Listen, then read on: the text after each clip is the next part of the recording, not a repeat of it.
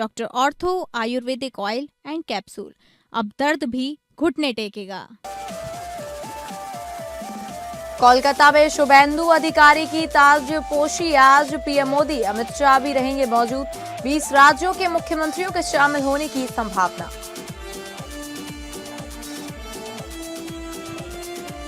शुभेंदु अधिकारी की शपथ ग्रहण समारोह में सीएम योगी रहेंगे मौजूद। डिप्टी सीएम केशव प्रसाद मौर्य, ब्रजेश पाठक भी होंगे शामिल। विजय की सरकार बनने पर अब भी पेंच टीवीके को 116 विधायकों का समर्थन, 2 अब भी बाकी। आज होने वाली है शपथ कैंसिल। ईरान ने परमाणु कार्यक्रम खत्म करने की मांग ठुकराई, बोला एनरिच्ड यूरेनियम पर कोई समझौता नहीं। अमेरिका नाकेबंदी हटाए तो हॉर्मुज खोलेंगे।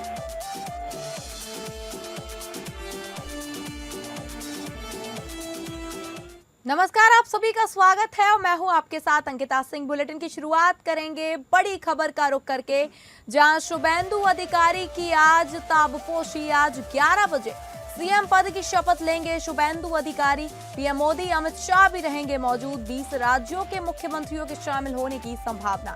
सीएम योगी, सीएम धामी भी रहेंगे मौजूद। बंगाल की सांस्कृतिक विरासत पेश किया जाएगा। पश्चिम बंगाल की राजनीति के लिए आज यानी कि 9 मई 2026 का दिन ऐतिहासिक है। राज्य में पहली बार भारतीय जनता पार्टी की सरकार बनने जा रही है। नंदीग्राम और भवानीपुर जैसे हाई प्रोफाइल मुकाबलों में ममता बनर्जी को मात देने वाले शुभेंदु अधिकारी अब बंगाल की कमान संभालेंगे। कोलकाता के ब्रिगेड परेड ग्राउंड इस भव्य शपथ ग्रहण समारोह का गवाह बनने के लिए पूरी तरह तैयार है। समारोह में प्रधानमंत्री नरेंद्र मोदी, केंद्रीय मंत्री अमित शाह और भाजपा के राष्ट्रीय अध्यक्ष समेत पार्टी के कई वरिष्ठ नेताओं और 20 राज्यों के मुख्यमंत्रियों के शामिल होने की संभावना है। भाजपा की ऐतिहासिक जीत के बाद पार्टी कार्यकर्ताओं और समर्थकों में जबरदस्त उत्साह देखने को मिल रहा है।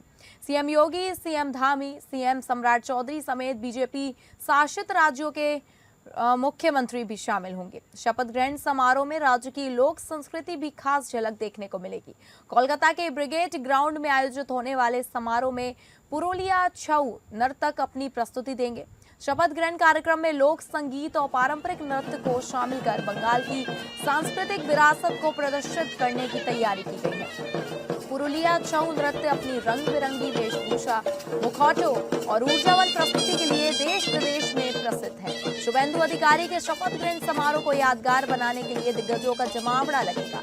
इस भव्य आयोजन में उद्योग जगत से संजय बुधिया और सज्जन भजंका जैसे बड़े नाम शामिल होंगे, तो वहीं सांस्कृतिक क्षेत्र से प्रख्यात अभिनेत्री ममता शंकर और टॉलीवुड की कई फिल्मी हस्तियां अपनी उपस्थिति से कार्यक्रम की रौनक बढ़ाएंगी।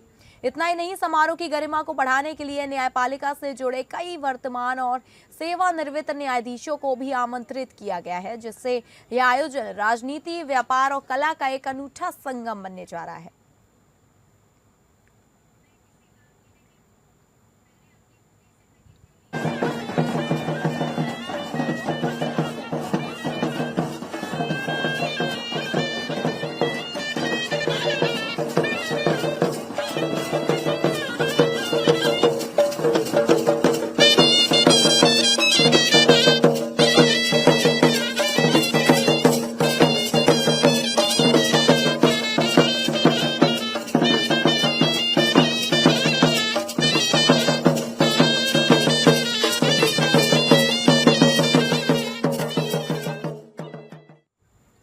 और अगली बड़ी खबर का रुख करेंगे शुभेंदु अधिकारी की ताजपोशी। सीएम योगी रहेंगे मौजूद। सीएम योगी आदित्यनाथ कोलकाता पहुंचे।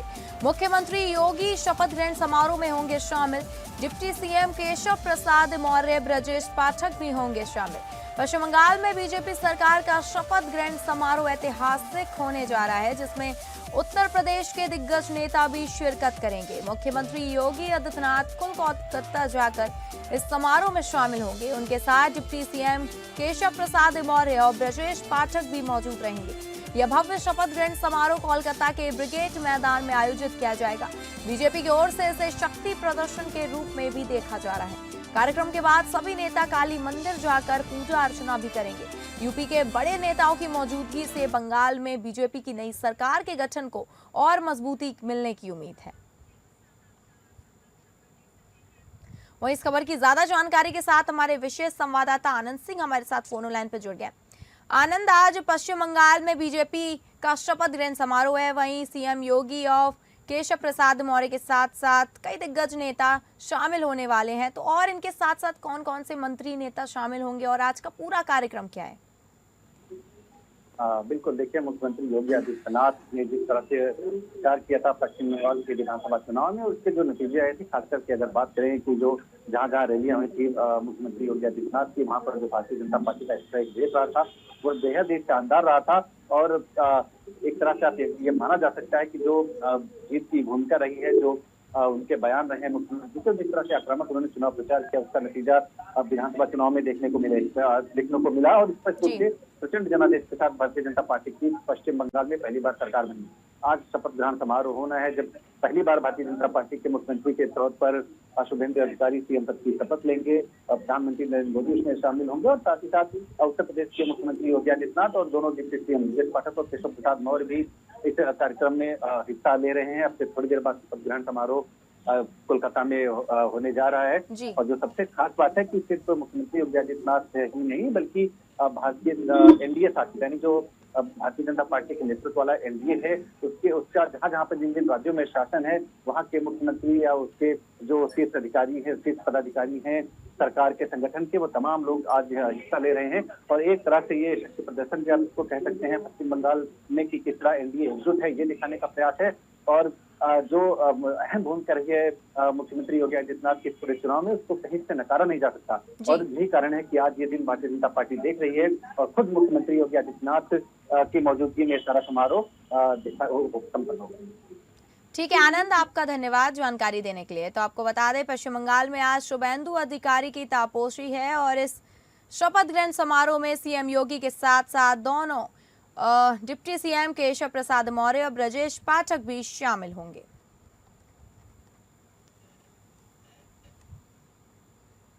और अगली बड़ी खबर का रुख करेंगे जो तमिलनाडु से है, जहां तमिलनाडु में विजय सरकार बनाने पर सस्पेंस। विजय की सरकार बनने पर अब भी पेंच। टीवीके को 116 विधायकों का समर्थन, 2 अब भी बाकी। आज होने वाली शपथ कैंसिल। तीसरी बार सरकार बनाने का दावा पेश। विजय के पास महज 116 विधायकों का ही समर्थन पत्र। वीसीके ने दिन में समर्थन की बात कही, रात तक कोई एक्शन नहीं। तमिलनाडु में विजय सरकार बनाने पर राजनीतिक सस्पेंस अब भी बरकरार है। टीवीके चीफ और एक्टर विजय ने शुक्रवार को राज्यपाल राजेंद्र विश्वनाथ अर्लेकर से मिलकर लगातार तीसरी बार सरकार बनाने का दावा पेश किया, लेकिन उनके पास महज 116 विधायकों का ही समर्थन पत्र मिला था। इंडियन एक्सप्रेस की रिपोर्ट के मुताबिक बहुमत का आंकड़ा न होने के कारण आज होने वाला विजय का शपथ समारोह कैंसिल हो गया है।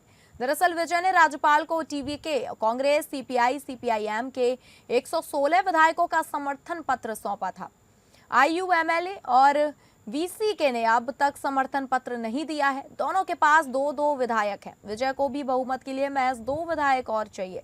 इससे पहले विजय ने 6 और 7 मई को भी सरकार बनाने का दावा पेश किया था, लेकिन राज्यपाल ने कहा कि 118 विधायकों का समर्थन दिखाए बिना वे सरकार बनाने के लिए आमंत्रित नहीं कर सकते। तमिलनाडु विधानसभा चुनाव में त्रिशंकु जनादेश आने के बाद नई सरकार के गठन को लेकर सस्पेंस गहराया हुआ था। टीवीके चीफ थलापति विजय बीते 2 दिनों के दौरान 2 बार राज्यपाल से मिलने पहुंचे और सबसे बड़ी पार्टी के तौर पर सरकार बनाने का दावा पेश किया। हालांकि नंबर गेम में थलापति विजय पीछे दिखे नजर आए। हालांकि कांग्रेस ने टीवीके को समर्थन का ऐलान कर दिया था। बावजूद इसके टीवीके चीफ बहुमत के आंकड़े से पीछे नजर आ रहे थे। ऐसे में कांग्रेस अध्यक्ष मल्लिकार्जुन खड़गे ने खुद मोर्चा संभाला। वीसीके चीफ थिरुमावलम ने शुक्रवार सुबह सार्वजनिक रूप से कहा कि उनकी पार्टी टीवीके को समर्थन देगी, लेकिन देर रात तक राज्यपाल को समर्थन का औपचारिक पत्र नहीं सौंपा। इससे विजय की शनिवार को होने वाली सीएम पद की शपथ एक बार फिर टल गई। राज्यपाल कार्यालय से जुड़े सूत्रों के मुताबिक शुक्रवार शाम को हुई बैठक में विजय के पास केवल 116 विधायकों का ही रिकॉर्ड था।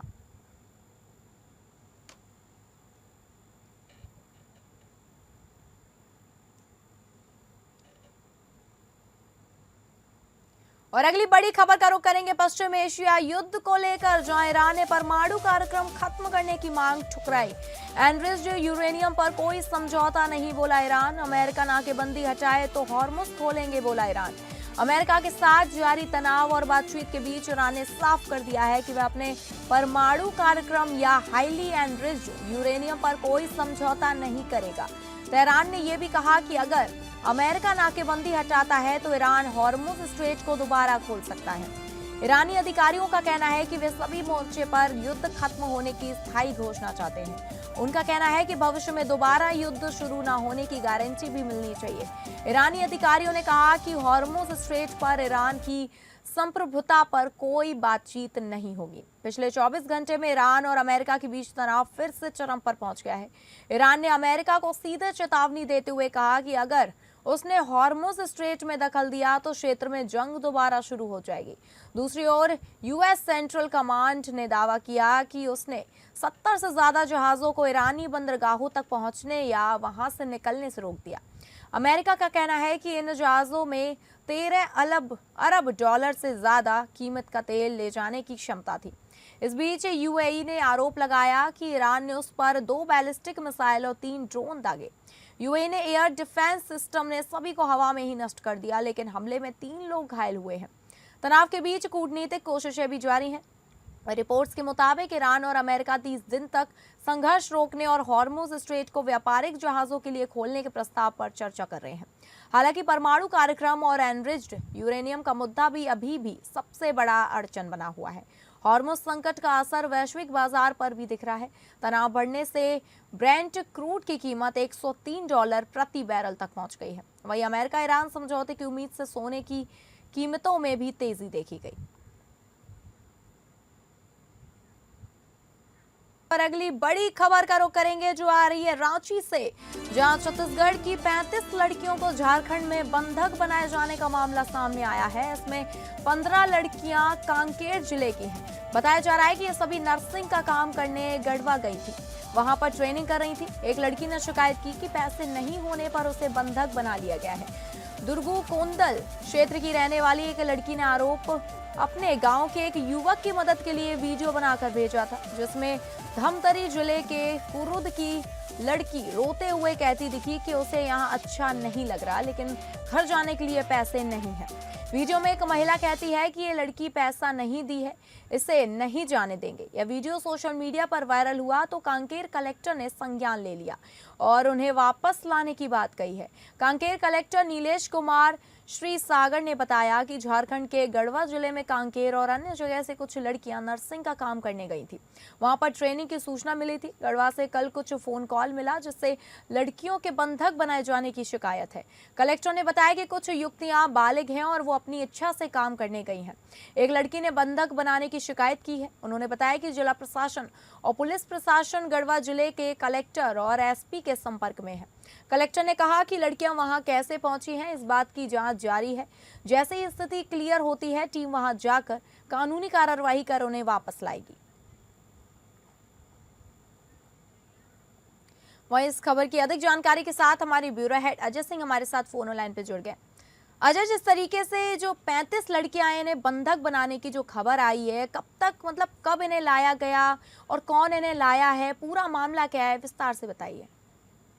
देखिए अंकिता, अब ये जो 35 लड़कियों का जो युवतिया का जो मामला आ रहा है, जिसमें 15 लड़कियां जो है कांकेर जिले से हैं, कुछ दुर्ग कोंदल की हैं और कुछ धनवंतरी जिले की जो लड़कियां हैं।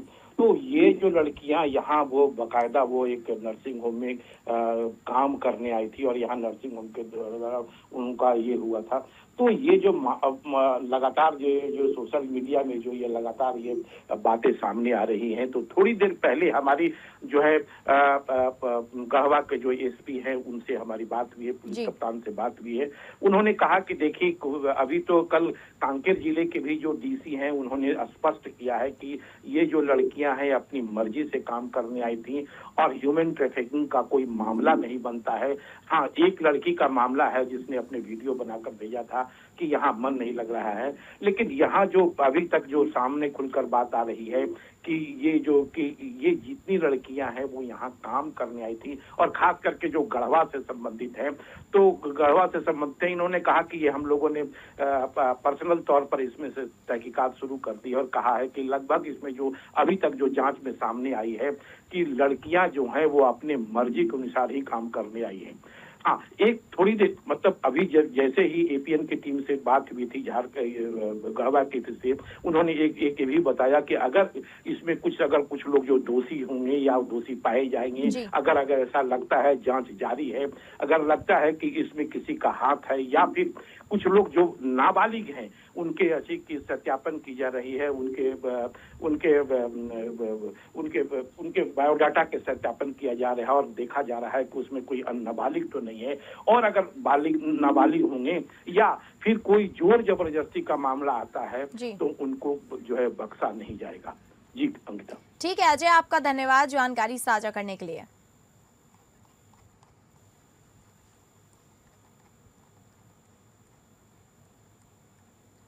और अगली खबर का रुख करेंगे जो महाराष्ट्र से है, जहां महाराष्ट्र की राजनीति में राज्यसभा की एक सीट को लेकर हलचल तेज हो गई है। सुनेत्रा पवार के इस्तीफे के बाद खाली हुई सीट पर अब एनसीपी अजित पवार गुट किस नेता को राज्यसभा भेजेंगी, इस पर सियासी गलियारों में चर्चाओं का बाजार गर्म है। पार्टी के भीतर और बाहर सबसे ज्यादा चर्चा पूर्व मंत्री और वरिष्ठ नेता छगन भुजबल के नाम की हो रही है। भुजबल का कद और उनका ओबीसी चेहरा होने के कारण उन्हें सबसे मजबूत दावेदार माना जा रहा है। हाल ही में भुजबल की ओर से आए बयान के बाद इन अटकलों को और हवा मिल गई है, जिससे राजनीतिक सरगर्मी बढ़ गई है। हालांकि एनसीपी की ओर से अभी तक उम्मीदवार के नाम पर कोई आधिकारिक मोहर नहीं लगाई गई है। पार्टी नेतृत्व इस फैसले को लेकर मंथन कर रहा है और सभी समीकरणों को ध्यान में रखकर ही अंतिम निर्णय लेगा। राज्यसभा की यह सीट महायुति गठबंधन के लिए भी अहम मानी जा रही है। ऐसे में एनसीपी किस चेहरे पर दाव लगाती है, यह देखना दिलचस्प होगा। फिलहाल सभी की निगाहें पार्टी सुप्रीमो अजित पवार और कोर कमेटी के फैसले पर टिकी है। आने वाले दिनों में तस्वीर साफ होने की उम्मीद है। यह महत्वपूर्ण जिम्मेदारी किस नेता को सौंपी जाएगी। वहीं इस खबर की ज्यादा जानकारी के साथ हमारे संवाददाता सर्वजीत सोनी हमारे साथ फोन लाइन पर जुड़ गए।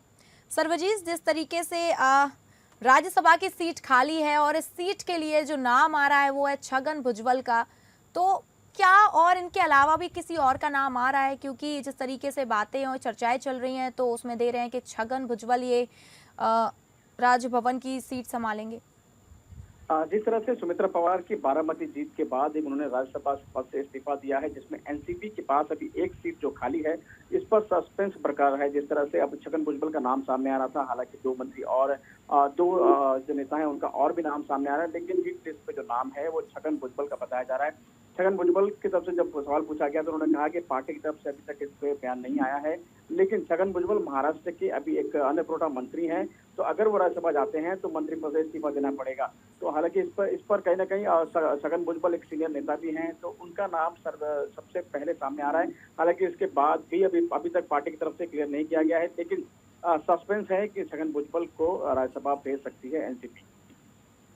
ठीक है सर्वजीत, आपका धन्यवाद जानकारी साझा करने के लिए। तो फिलहाल इस बुलेटिन में इतना ही। नमस्कार।